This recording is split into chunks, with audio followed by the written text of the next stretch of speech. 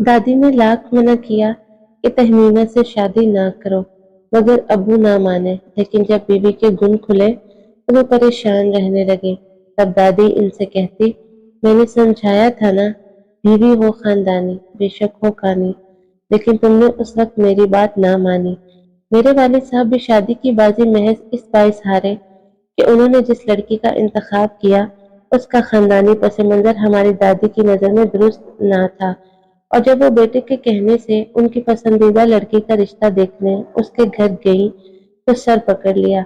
आते ही अब्बू से कहा, बेटा बेशक लड़की बहुत खूबसूरत है, लेकिन मुझको इनके घर का तौर तरीका किसी तौर नहीं भाया।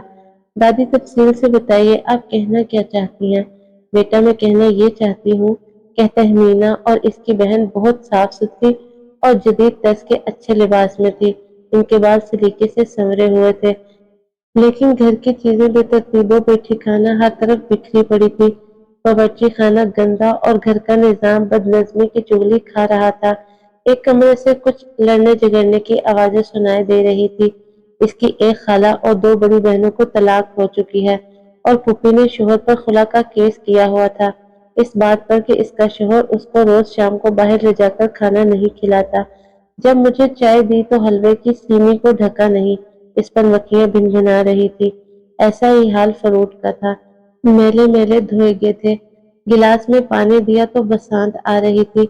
बेटा ऐसे घर से रिश्ता ले रहे हो जहाँ की खवातीन को इतना भी शऊर नहीं कि मेहमानों की तवाज़ा किस तरह की जाती है। आप भी किस जमाने की बातें कर रही हैं? जब तमीना हमारे माहौल में आएगी तो हमारे तौर तरीके सीख जाएगी। वो गरीब लोग हैं मगर बड़े नहीं हैं। मैं गुर्बत की बात नहीं कर रही बेटा, हम भी बस खाते पीते लोगों में शुमार होते हैं, हम कोई साहूकार नहीं है। बात हो रही है अच्छे खानदान की, और अच्छे खानदान से मुराद वो लोग जिनको आला इखलाक कदरों का पास होता है। बस इतनी सी बात है अम्मी। अरे नादान, ये इतनी सी बात नहीं है, ये बहुत बड़ी बात है। फिर तहमीना के खानदान में कोई आला तालीम याफ्ता नहीं है। लड़कियां माँ से तू तड़ाक से बात कर रही थी। तहमीना के मामू की दो लड़कियों ने कोर्ट मैरिज की है। बस करे अम्मा, एक बात तो बताएं, ये सारी मालूमात आपको किसने दी है? इनकी एक पड़ोसन ने। तहमीना के घर जाने से एक रोज पहले मैं उससे मिली थी। कमाल है अम्मी जान, लेकिन आपकी सब मेहनत बेकार गई। मैंने फैसला कर लिया है कि शादी तो मैं तहमीना ही से करूंगा। माँ से इस बहस मुबाहिसा के बाद भी जितना तूने था कि दादी इनसे बहुत प्यार करती थी। इनकी खुशी पूरी करने को वो तहमीना को बहू बनाकर घर ले आई।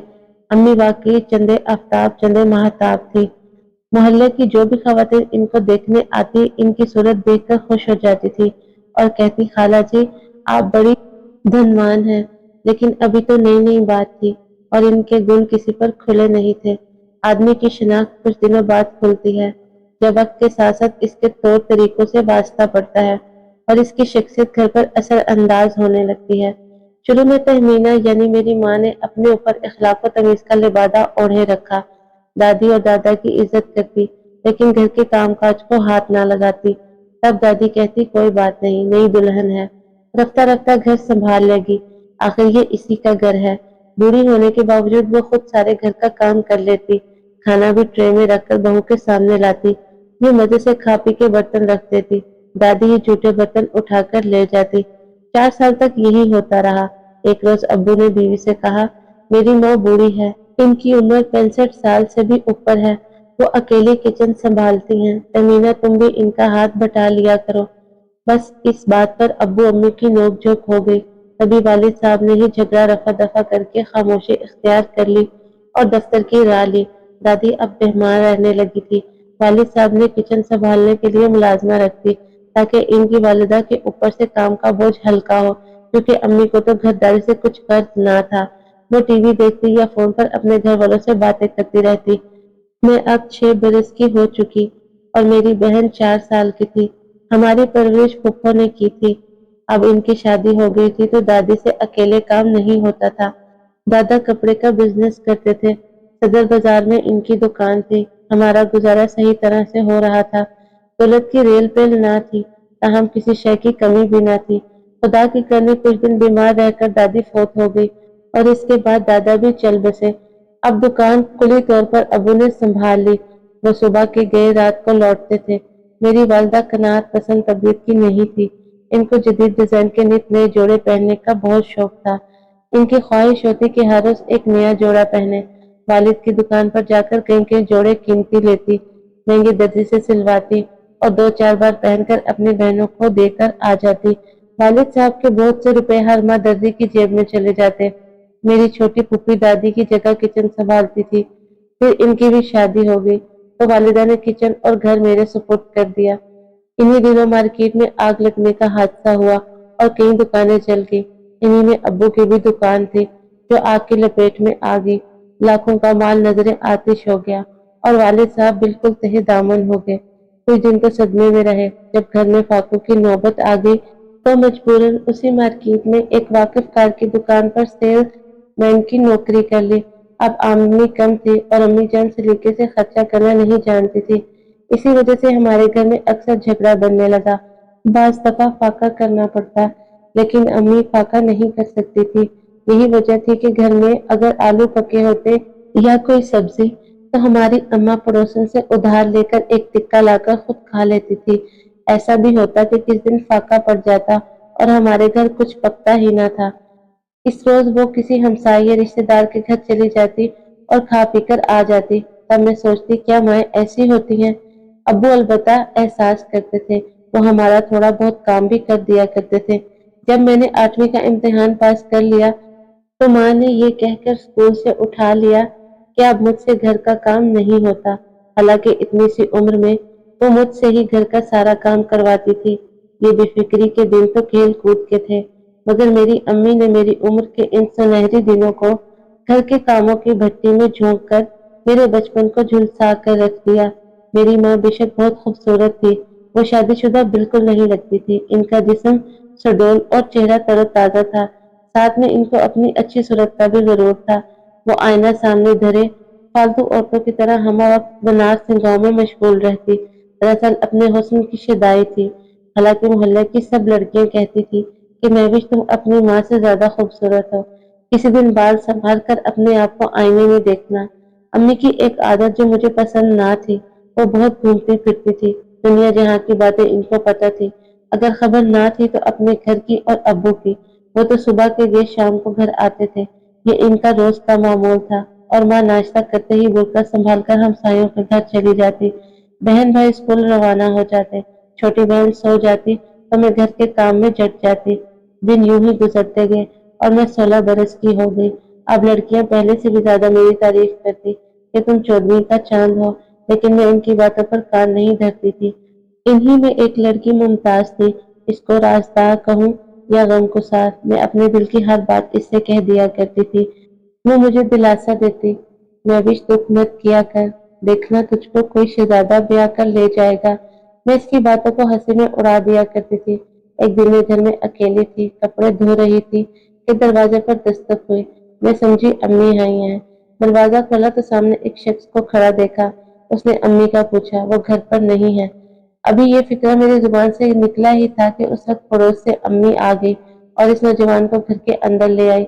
मुझे कहा, मुंह क्या देख रही है, जा चाय बनाकर ला मेहमान के लिए। इस मेहमान को मैंने पहले कभी न देखा था। चाय बनाकर जब कमरे में लाई तो अम्मी को अजीब खुशी के आलम में देखा। वो किसी बात पर खिलखिलाकर हंस रही थी। मैं शिश्त रह गई क्योंकि अम्मी को मैंने कभी यूं हंसकर कहकर लगाकर बात करते नहीं देखा था। और ये आदमी न जाने कौन था। वो शख्स कुछ देर बैठकर चला गया। अम्मा, ये आदमी कौन था? मैंने माँ से सवाल किया। मेरा रिश्तेदार था। पर तुझे क्या, इस बारे में चुप रहना, वरना जान निकाल दूंगी। रात भर मुझको नींद न आई। इसी ख्याल ने बेचैन रखा कि आखिर ये आदमी था कौन जो माँ से मिलने आया था। यूं ही कुछ दिन गुजरे, वो फिर आया। मुझे उसका आना नागवार गुजरा, मगर क्या कह सकती थी। चाय बनाकर कमरे में गई तो माँ को इसके पहलू में बैठा पाया। मुझे देखकर वो घबराई और इस आदमी ने जो अम्मी का हाथ पकड़े था, उनका हाथ छोड़ दिया। मैंने भी खुद को संभाला और यूं जाहिर किया कि जैसे कुछ नहीं देखा। चाय देकर बाहर आ गई। उस रोज मेरा दिल इस तरह धड़का था कि लगता था जरूर कुछ न कुछ होने वाला है। ये जुम्मे का दिन था। मैं सारा काम निपटाकर नमाज पढ़ने लगी। उस वक्त अब्बू भी नमाज पढ़ने गए हुए थे। تھوڑی دیر بعد دروازہ بہت زور سے کھلا اور میرے والد اندر آئے۔ ان کا چہرہ غصے سے لال بھڑا ہو رہا تھا۔ وہ پھر اندر چلے گئے۔ پھر کمرے سے لڑنے کی آوازیں آنے لگی۔ ابو امی سے کہہ رہے تھے کہ کون ہے جو میری غیر موجودگی میں میرے گھر آتا ہے۔ امی کہہ رہی تھی کہ کوئی نہیں آتا۔ میری بات کا یقین نہیں ہے تو بے شک اپنی بیٹی مہوش سے پوچھ لو۔ انہوں نے مجھ سے نہیں پوچھا، اگر پوچھ بھی لیتے تو میں بھلا کیا جواب دیتی۔ دل تو کہہ رہا تھا کہ اپنے والد کو سچ بتا دوں۔ خیر والد یہ کہہ کر چلے گئے کہ مجھے پڑوسیوں نے بتایا ہے کہ کوئی تمہاری غیر موجودگی میں آتا ہے، میں پتہ کر ہی لوں گا۔ اس واقعے کو زیادہ دن نہیں گزرے تھے۔ ایک روز جب میں سوئی ہوئی تھی، صحن سے چیخنے چلانے کی آواز آنے لگی۔ میں گھبرا کر اٹھ بیٹھی۔ کیا منظر دیکھا کہ سہم کر رہ گئی۔ صحن میں ابو امی اور وہی شخص کھڑا تھا۔ ابو امی کو مار رہے تھے اور کہہ رہے تھے یہ کیوں آتا ہے بتا، یہ شخص تیرا کون ہے؟ ابھی یہ سب ہو ہی رہا تھا کہ امی کو جانے کیا ہوا، کہنے لگی یہ میرا رشتہ دار ہے، میں جا رہی ہوں اور اس کے ساتھ اور تم مجھ کو ابھی اور اسی وقت طلاق دے دو، میں نہیں رہ سکتی اب اس غربت کے جہنم میں۔ بیوی کے منہ سے ایسی باتیں سن کر ابو نے اسی وقت امی کو طلاق دے دی۔ وہ جانے لگی تو میں دیوانہ وار ان کی طرف بھاگی اور ان سے لپٹ گئی، منتیں کرنے لگی ہم کو چھوڑ کر مت جاؤ، مگر اس وقت شاید امی ہم سب کی بیری ہو گئی تھی۔ وہ یہ کہہ کر چلی گئی کہ اب ان کیڑوں مکوڑوں کو تم ہی سنبھالو، میں جا رہی ہوں۔ ماں چلی گئی، میں وہیں بیٹھ کر رونے لگی۔ اس دن سے میں نے اپنی قسمت پر ہزاروں آنسو بہائے۔ ابو تو کمرے میں چلے گئے، میرے چھوٹے بہن بھائی جو دروازے میں کھڑے یہ سب دیکھ رہے تھے میرے پاس آ کر رونے لگے۔ وہ دن ہم بہن بھائیوں کے لیے قیامت سے کم نہیں تھا۔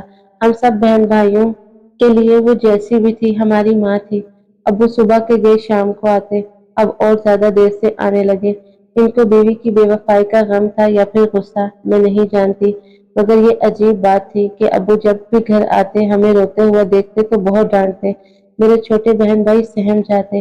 میری سہیلی ممتاز بہت سمجھاتی کہ اگر تم ہمت ہار جاؤ گی تو چھوٹے بہن بھائیوں کا کیا ہوگا۔ رفتہ رفتہ میں نے خود کو سنبھالنا شروع کیا کہ واقعی اگر میں نے اپنے آپ کو نہ سنبھالا تو ان کا کیا ہوگا۔ اماں کے جانے کے بعد تو اب میں ہی ان کی ماں کی جگہ تھی۔ میرے بہن بھائی بھی رو رو کر چپ رہنے لگے تھے۔ وہ سمجھ گئے تھے کہ ان کی ماں اب لوٹ کر نہیں آئے گی۔ ان کو میں کسی طریقے سے سنبھالے ہوئے تھی، مگر میرے دل کا وہ بار تھا کہ آہستہ آہستہ بڑھتا ہی چلا جاتا تھا۔ اس کو کیسے نکالتی؟ اللہ نے مجھ پر رحم کیا کہ ممتاز کو میرے گھر بھیج دیا، جو برے وقت میں ایک ہی مجھ کو تسلی دینے والے تھی۔ ایک روز ابو نے کہا بیٹی تم اکیلے گھر بھائی بہنوں کو سنبھالتے تھک جاتی ہو، اب میں تمہاری دوسری ماں کو گھر لانا چاہتا ہوں تاکہ تم لوگ اکیلے نہ رہو۔ میں نے کہا ابو ہم اکیلے تو نہیں، چار ہیں، آپ ہماری فکر نہ کریں، میں اپنی بہنوں اور بھائی کو سنبھالنے سے نہیں تھکتی۔ وہ بولے میں سارا دن گھر سے باہر رہتا ہوں لیکن تمہاری فکر مجھے پریشان رکھتی ہے، تم لڑکیاں بڑی ہو رہی ہو، آگے تمہارے بھی کچھ مسئلے مسائل حل کرنے ہوں گے۔ اگلے دن وہ ایک عورت کو اپنے ساتھ گھر لے آئے جس کا ساتھ ایک ماہ پہلے انہوں نے نکاح کر لیا تھا۔ میں اسے دیکھ کر حیران رہ گئی، وہ عورت بالکل بھی خوبصورت نہیں تھی، یعنی ابو نے کیا سوچ کر اس کو بیوی بنا لیا تھا۔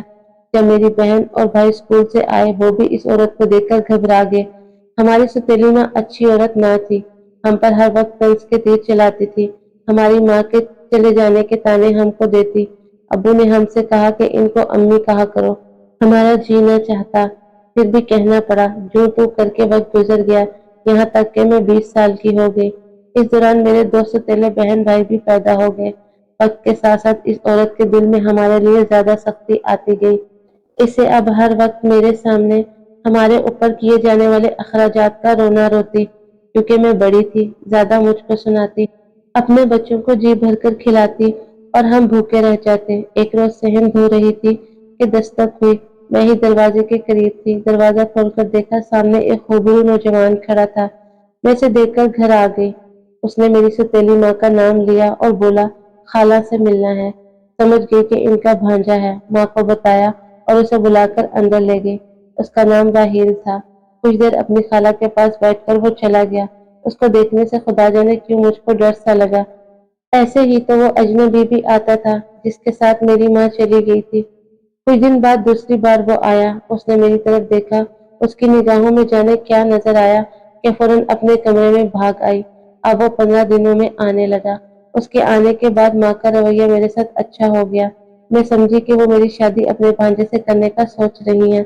तभी मेहरबान हो गई हैं। मुझे क्या मालूम था कि ये इनकी एक चाल है।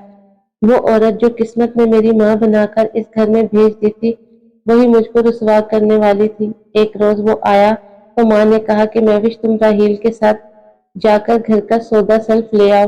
घर में राशन खत्म हो गया है। उसके वालिद की राशन की दुकान है। हमको उधार पर सौदा मिल जाएगा। जब तुम्हारे अब्बू को तनख्वाह मिलेगी तो हम इनको रकम अदा कर देंगे। मैंने कहा मेरे जाने से अब्बू नाराज होंगे, आप ही चली जाएं। कहने लगी मेरी तबीयत ठीक नहीं है, तभी तो कह रही हूँ कि तुम चली जाओ। अब्बू तुम्हारे नाराज नहीं होंगे। इनके नाराज ना होने का मेरा जिम्मा है। मैं राहील के साथ चली गई। इसके पास गाड़ी थी। वो मुझे किसी ऐसी जगह ले गया जिस जगह को मैं जानती न थी। हालांकि मैंने उसे कहा भी कि तुम किधर जा रहे हो, बाजार तो इधर नहीं है। उसने कहा मैं तुमको अब्बा जान के गोदाम में ले जा रहा हूँ, राशन वहां होता है। एक मकाम पर वो रुका तो वहां मकान से दो आदमी निकले और गाड़ी में बैठ गए। मैं घबरा गई, पूछा वो कौन है, इनको क्यों बिठा लिया? बोला ये हमारे गोदाम में मुलाजिम है, ये साथ जाएंगे, इनको भी उधर ही जाना है। अब मेरा डर के मारे बुरा हाल था। क्या करती? गाड़ी को रोकना मेरे बस की बात ना थी। थोड़ी देर बाद ही इन आदमियों ने मेरे मुंह पर रुमाल रख दिया और मैं बेहोश हो गई। होश आया तो एक सलीके से सजा हुआ घर था, जहाँ दो जवान लड़कियां और एक अधेड़ उम्र औरत मौजूद थी, लेकिन कोई मर्द वहां नहीं था। और राहील का तो दूर दूर तक नामो निशान न था। वो मुझे तसल्ली देने लगी वो और मोहब्बत भरा सलूक करके मेरा खौफ दूर कर रही थी। सुबह से शाम और फिर रात हो गई, राहील ना आया। 2 से 3 दिन इसी तरह रोते गुजर गए। बिलाखिर मुझको इल्म हो गया कि सौतेली माँ ने राहील के जरिए मुझे इस जगह फरोख्त कर दिया था कि जहाँ होने का कोई शरीफ लड़की का तसव्वुर भी नहीं कर सकता। मैं इतना रोई कि आसमान भी फट जाता तो इसकी इतनी आवाज ना होती। किसी ने मुझ पर रहम न खाया। सुबह हुई तो सारा जहां ही बदला हुआ था। दिन पर दिन गुजरते रहे, मेरी उम्मीद और आस टूटती रही और फिर कुछ भी ना बचा। कोई उम्मीद कोई आस भी ना बची। अब तो बरसों गुजर गए हैं। मैं जवानी की दहलीज भी फलांग आई हूँ। नहीं मालूम मेरे वालिद, मेरी बहनों और भाई पर क्या बीती और वो अब किस हाल में है। मैं जिस कुर्ब से गुजरती रही मैं ही जानती हूँ। जिस दिन पहली बार मुझको मेरी अफत की दौलत से महरूम किया गया, उसी दिन मैं अपनी सगी माँ को दिल की गहराइयों से बद्दुआ दी कि ऐ खुदा, वो जो मेरी सगी माँ थी, इसको भी जिंदगी की खुशियां और सुख चैन नसीब ना हो। कहा जाता है कि माँ बाप घनी छाँव होते हैं, मगर मेरी माँ तो घनी छाँव की बजाय लू का गर्म थपेड़ा थी, जिसको सिर्फ अपनी खुशियां और अपनी जात प्यारी थी, जिसने हमको जिंदगी के कांटों भरे रास्ते पर अकेला छोड़ दिया। और सौतेली माँ, माँ के नाम पर धब्बा थी। खुदा ऐसी औरतों को हिदायत दे जो गुर्बत से घबराकर अच्छे दिनों की तलाश में अपनी औलाद को भूल जाती हैं। हालांकि गुर्बत मेहनत से दूर हो सकती है, मगर रुसवाई की स्याही अगर किसी लड़की की इफ्फत पर लग जाए तो इसकी उम्र भर आंसू बहाने से भी दूर नहीं हो सकती।